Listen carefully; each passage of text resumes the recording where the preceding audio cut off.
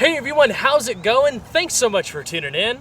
For today's video, I'm proud to present an up-close and personal in-depth look with the 1994 Porsche 928 GTS. In this review, we'll start it up, show the engine, get an exhaust clip, and go over the performance data. We'll talk a bit about the history behind the car, take it on a thorough drive, and show you many of the unique aspects throughout the interior as well as exterior. Before we begin, I'd like to extend a huge thanks and shout out to Cosmo Motors of Hickory, North Carolina for providing this example today. For more information about the dealership, including contact info and current inventory, please feel free to check out their website provided in the description box below. So without further ado, let's go ahead and hop on in, start it up, let it run. This example is finished in Guards Red and features a black leather interior.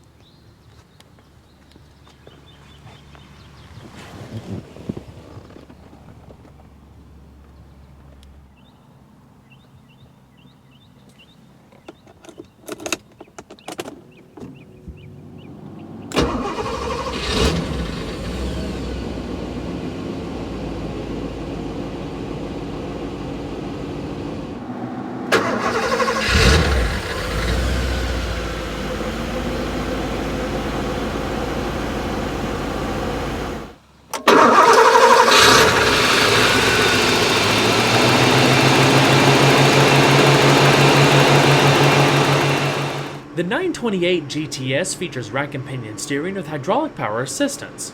With an overall ratio of 17.75 to 1, it combines a firm feel with responsive behavior that's sort of a middle ground between comfort and sport. From the onset, the 928 was designed to be one of the most dynamic offerings in its segment, especially as the car evolved over the years. It's a bigger car than you would think, and it's quite a bit heavier than a 911, but its behavior out on the road exemplifies what it means to be a proper grand tourer. It's comfortable, smooth, and exudes a sense of solidity. Being instilled with that unmistakable Porsche DNA, they were able to take everything you'd expect from their traditional sports cars, including a spot-on driving position, ergonomically placed pedals, and a simple yet intuitive layout of controls to create a car that was not only comfortable, practical, and well-suited for long journeys, but catered to the driving enthusiast. The steering takes 3 turns to lock, while the car's turning circle is 38.4 feet. It's all routed through a 4-spoke leather-wrapped wheel with 2 horn buttons in the upper spokes.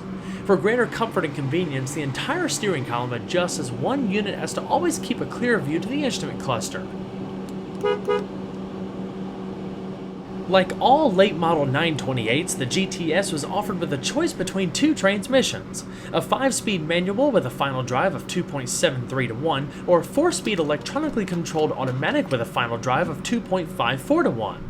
Both received some revisions for the GTS, including revised gear ratios for the automatic and a stronger clutch for the manual. Unlike earlier 928s, the engine tuning for the GTS was the same for both transmissions. Therefore, there wasn't a sacrifice of power if you decided to choose the automatic. While a fine transmission for its time, to extract and properly use all the engine's performance, the manual would be the ideal choice. The automatic creates a great cruiser that's pretty responsible on kickdowns and does its job well in keeping the car smooth and comfortable for those who would rather let the car do its own thing. Second and third gears can be manually selected by pulling back on the T-shaped leather-wrapped shifter. As we'll highlight through the video, despite being a heavier car, the 928 was very well balanced.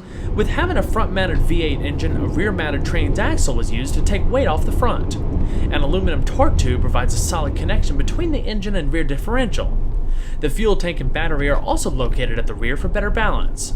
After initially appearing on the 959 supercar, Porsche's PSD limited slip differential made its way to the 928 back in 1990 and continued as standard equipment on the GTS for both transmissions. By utilizing the anti-lock brake sensors and a lateral acceleration sensor, it's able to automatically vary the locking action from 0 to 100% to yield greater stability and traction with respect to the driving conditions. Now let's go ahead and flip on the headlamps, fog lamps, and the hazards.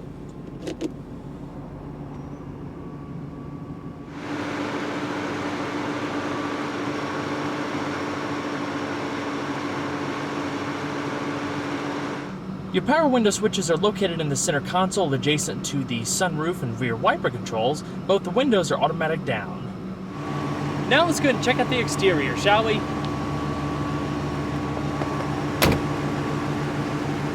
The 928 is a perfect example of a car that was clearly ahead of its time. Being the company's first clean sheet road car, it had no prior basis on a VW product like the 911 and 924 did. Unlike any Porsche before it, the 928 featured a 2+2 design with a front-mounted V8 engine. In fact, when plans for a 911 successor were being discussed in the early 1970s, the 928 was originally thought of to be that replacement, although it never truly came to fruition. The 928 was simply a different type of car from the onset that set out to compete in a more premium market. As history has shown, the 911 would mold over the following decades into one of the world's most beloved sports cars. Along with delivering impressive performance figures for its time, the 928 carried the level of refinement and prestige required to compete against the likes of Mercedes-Benz, BMW, and Jaguar. It was initially launched as an all-new model for the 1978 model year. Over its long 11-year production run, the 928 was constantly evolving with respect to performance and handling, luxurious amenities, and of course styling tweaks. Regardless of what engine size or model designation was being produced at any given time, the one thing that never changed was the iconic fastback silhouette. As polarizing as it probably was back in the late 70s, the 928 established a unique identity for itself that was very forward-thinking when it came to creating a lasting automotive design that would stand the test of time. A key focus was placed on aerodynamics and reducing air turbulence with a short front overhang and a tapered rear end. Even up to the point of the car's discontinuation in 1995, the 928 still maintained a relatively contemporary look amongst its competition. The headlamps are easily one of the most distinctive styling traits, which pop up when you turn them on and recess back into the fenders when not in use.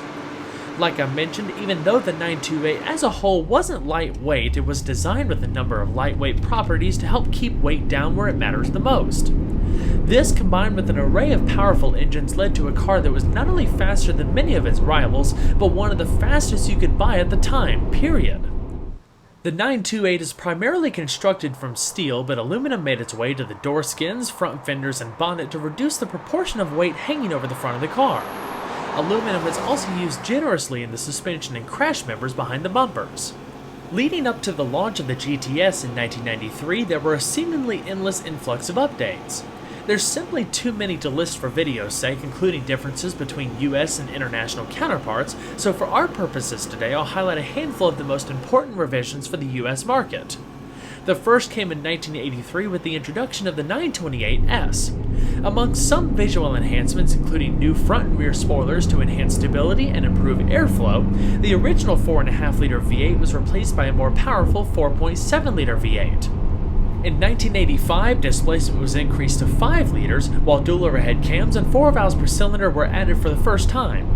ABS eventually made it to US cars around 1986.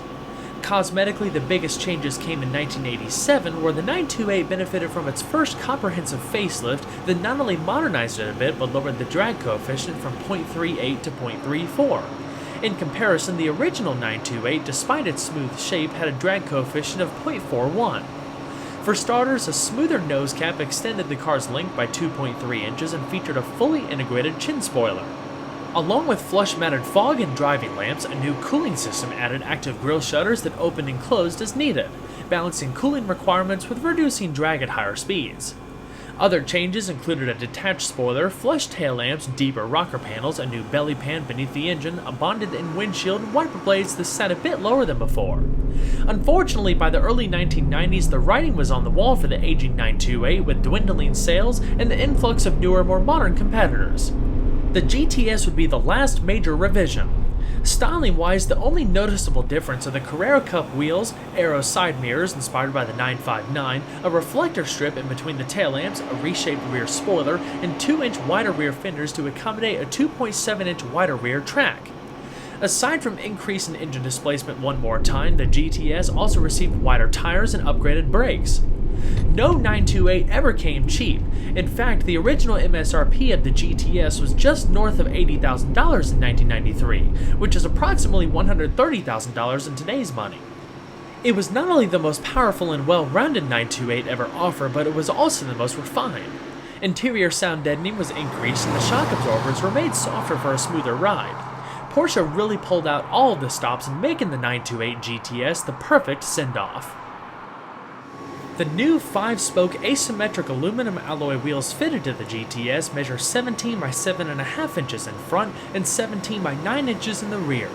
They're borrowed from the 911 Turbo at the time and feature spokes shaped in a way to promote additional brake cooling alongside the dedicated air ducts in the lower front fascia. By swapping the 16-inch wheels that were used previously, Porsche was able to fit larger front brakes that were also borrowed from the 911 Turbo.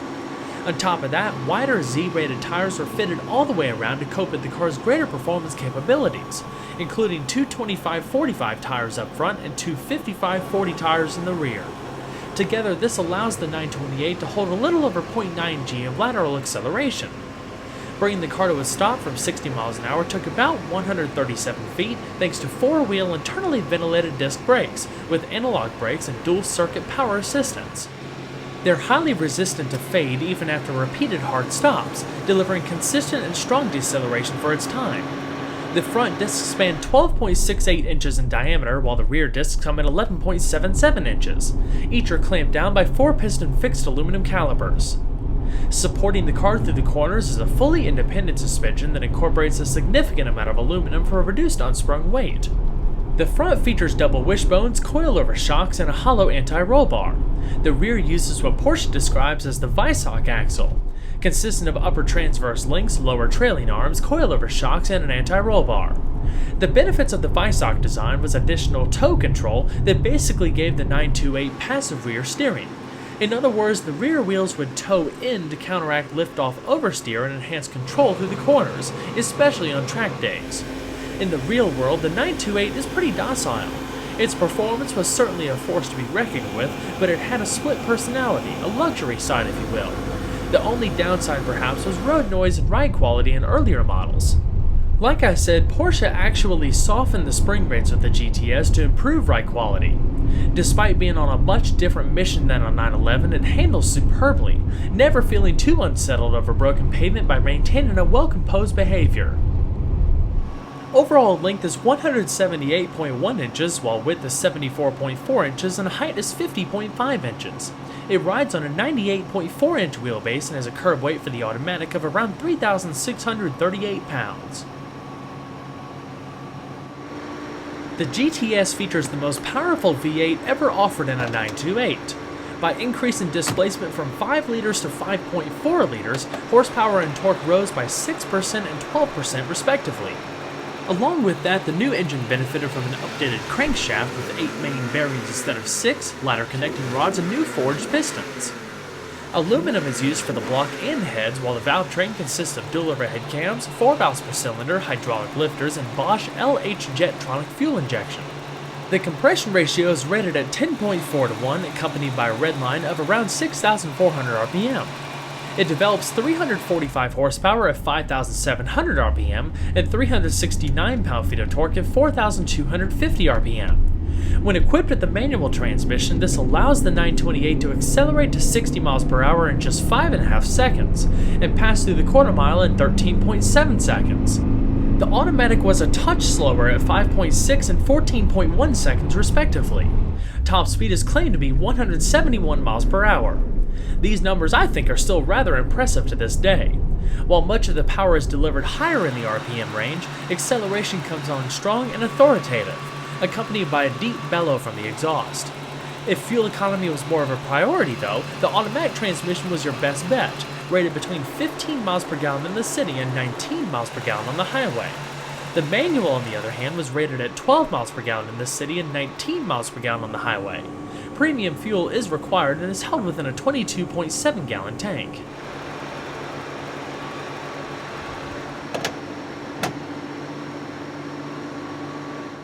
The interior of the GTS was a culmination of everything that made the 928 great.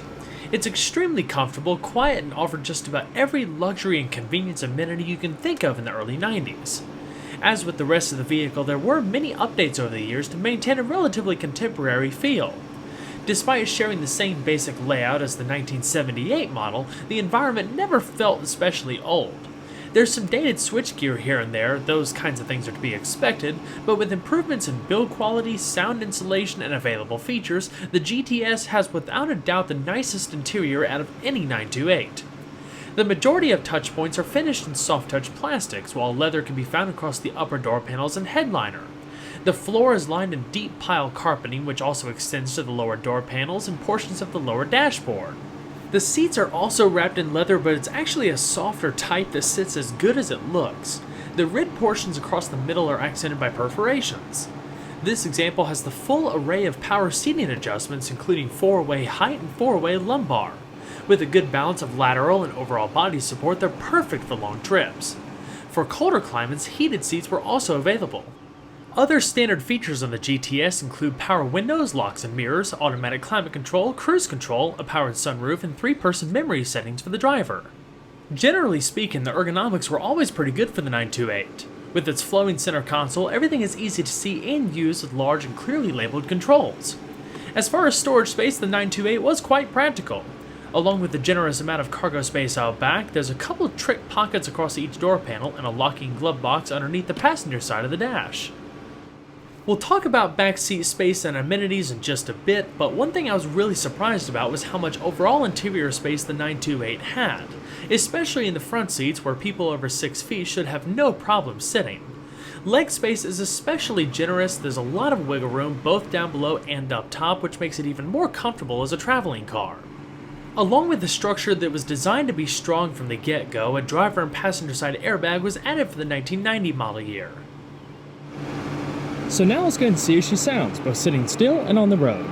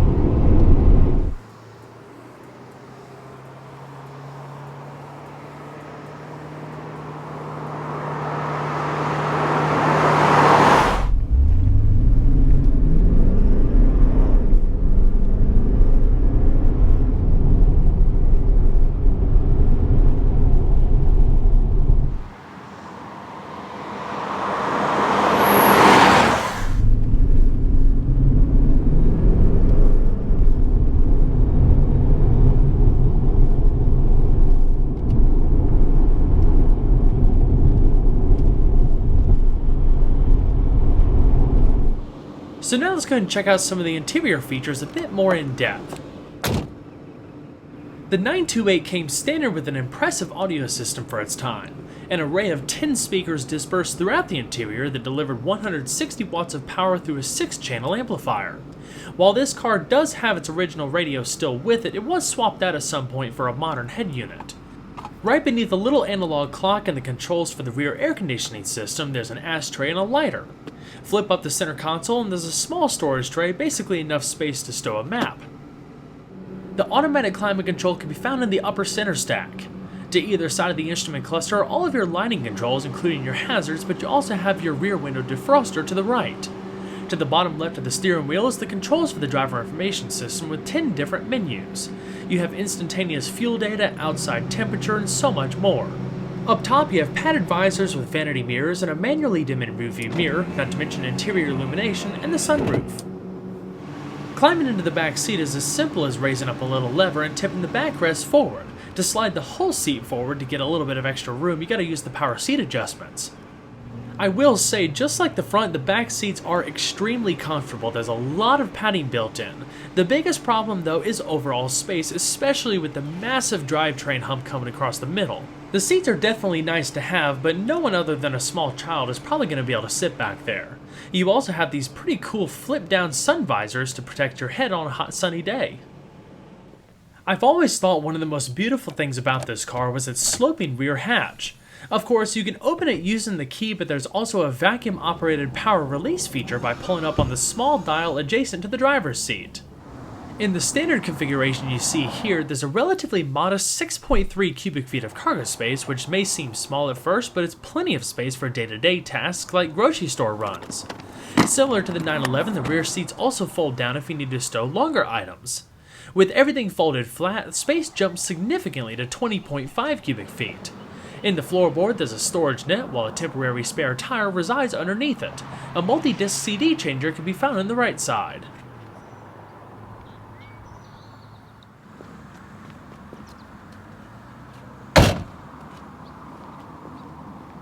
Well everyone, I hope you enjoyed the in-depth look at the Porsche 928 GTS. Be sure to stay tuned next time, there's always a lot more where that came from. Take care everyone.